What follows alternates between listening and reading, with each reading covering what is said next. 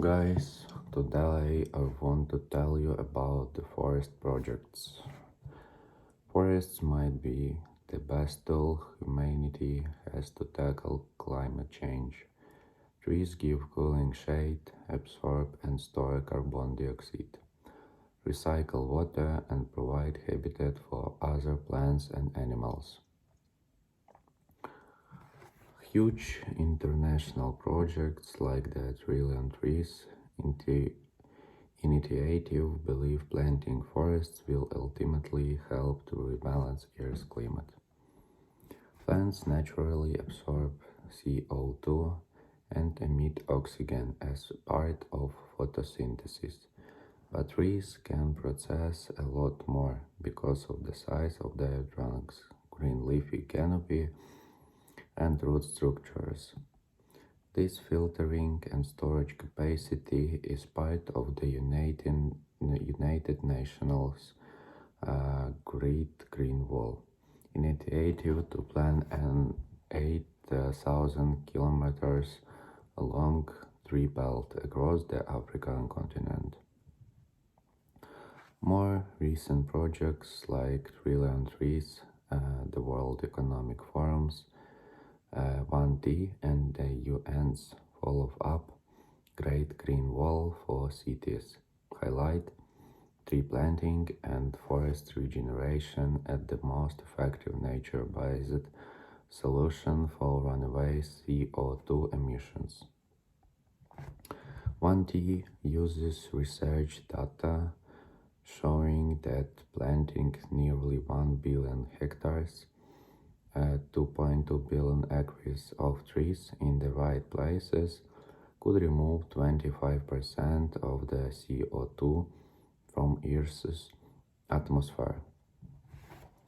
Meanwhile, the Great Green Wall for cities project would create urban green areas linked to wider forest restoration across both Africa and Asia. Once complete, the wall will capture an estimated 0.5 to 5 billion metric tons of CO2 every year. And if well managed, its urban forests could also reduce air temperature, lower flood risk, and improve air quality by filtering out pollutants. City trees are actually sucking more CO2 out of the atmosphere than was thought. Climate scientists know that forests soak up more than they release, absorbing 30% of carbon emission from fossil fuels. Now, Boston University studies show that outlying forest edges and urban trees grow almost twice as quickly and store carbon faster than trees deep inside the forest. Projects influenced by Japanese botanist Akira Miyawaki are now creating tiny community forests across the planet, using native trees to provide shade, support plants and animals, and store carbon in city centers. Miyawaki's microforests are much denser than conventional plantations. They store 30 times more than CO2 than monoculture, single species forests and offer 30 times better noise and dust reduction, they his followers. Dave Novak is a researcher at the US Forest Service who has studied using trees in urban settings to sequester carbon for more than 30 years. Trees not only cool their surroundings and filter out CO2, they also recycle tiny particulate matter (PM) pollutants. Conifer trees such as yew, pine, or cypress trees reduce PM best because they are ever, evergreen, says Novak. But beyond trees that grow quickly, figuring out which exact species work best to improve air quickly depends on many factors, including soil, local climate, and site conditions. Generally, three species that live long and require little maintenance are top of the list, says Novak. Still, identifying the right species to plant requires local expertise, says Novak. Urban planners can start by using the US Forest Service I-tree tools to choose the best trees for each locality.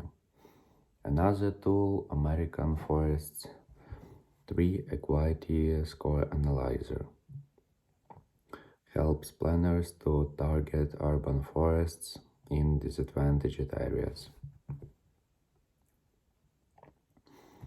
The world is making up to the importance of mangroves. Mangroves are threatened by sea level rise, lack of sediment, and human activity. So, why should we care? They are found around both tropical and subtropical shorelines, everywhere from Miami to Indonesia. And they have a lot of benefits for both the planet and people. In 2010, several mangrove species were in danger of going extinct, primarily due to coastal development, logging and agriculture, and climate change. Following a study by the Global Marine Species Assessment Unit, 11 mangrove species were placed on the International Union for Conservation of Nature Red List of Threatened Species. The potential loss of these species is a symptom of widespread destruction and exploitation of mangrove forests. Best Polioro.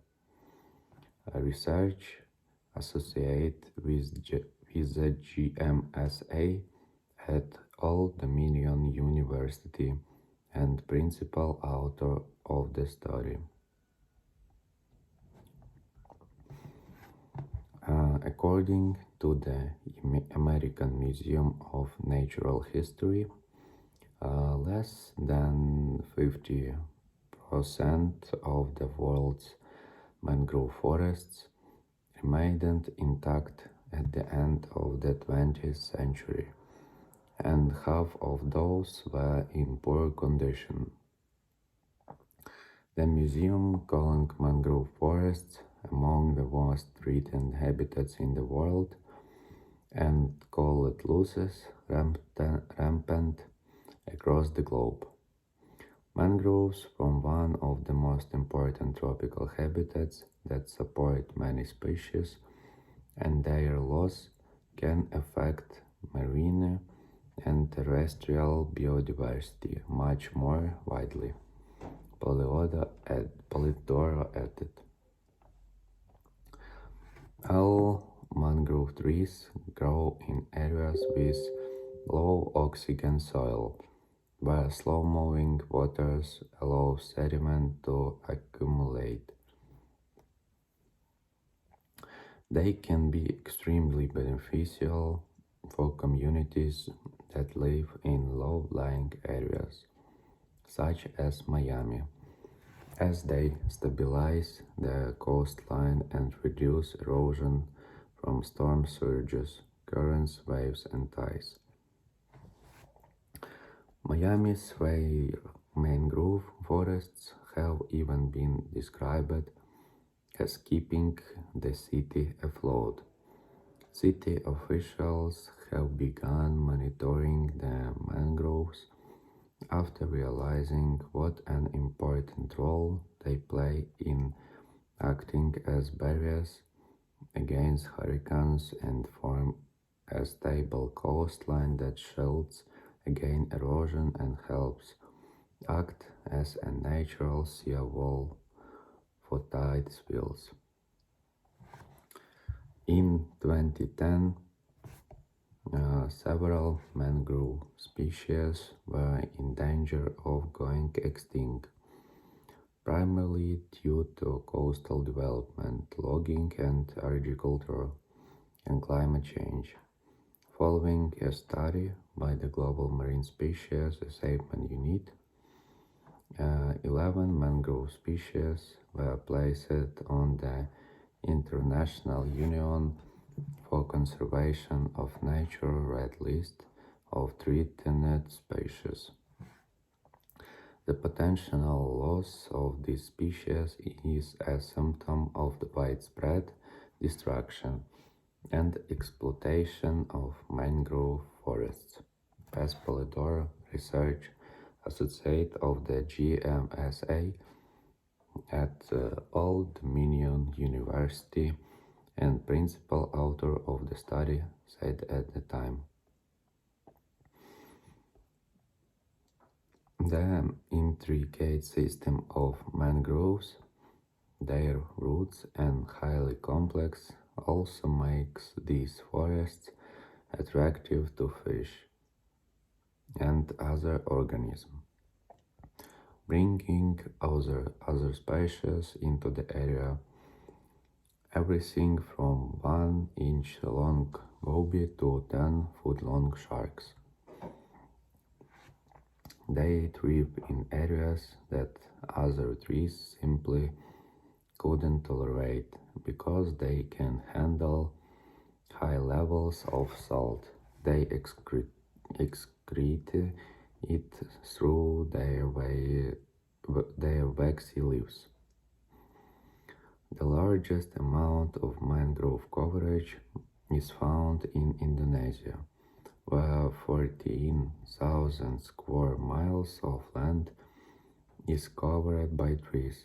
That's more than twice the size of Jamaica and roughly the size of Vermont. Not only are they good at protecting coastlines, though, which is increasingly important in the face of rising sea levels, but they do a great job at sequestering carbon.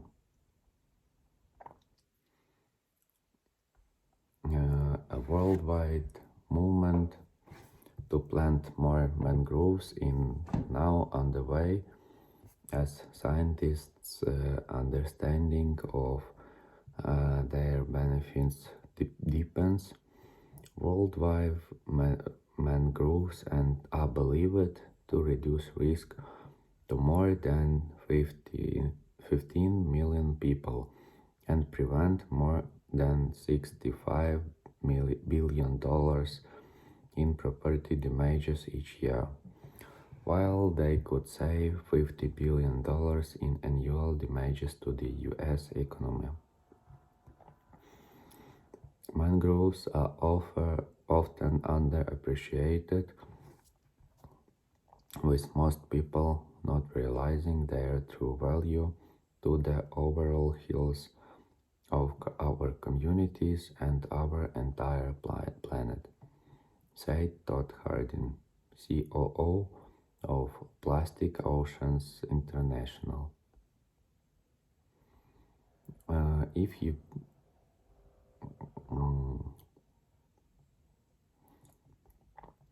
Seagrass is incredibly important for feeding marine mammals, cleaning surrounding water, and helping remove carbon dioxide from the atmosphere. Restoring seagrass meadows in the world's oceans has become a priority for conservation since the 1990s, when once flourishing meadows began experiencing a shocking decline.